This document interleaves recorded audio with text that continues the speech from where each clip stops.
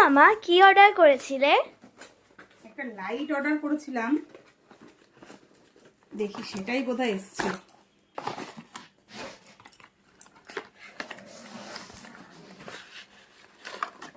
এই দেখ সেই লাইটটা,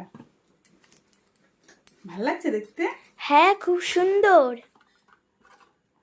দাঁড়া এবার বোর্ডে দিয়ে দেখি কেমন চলে।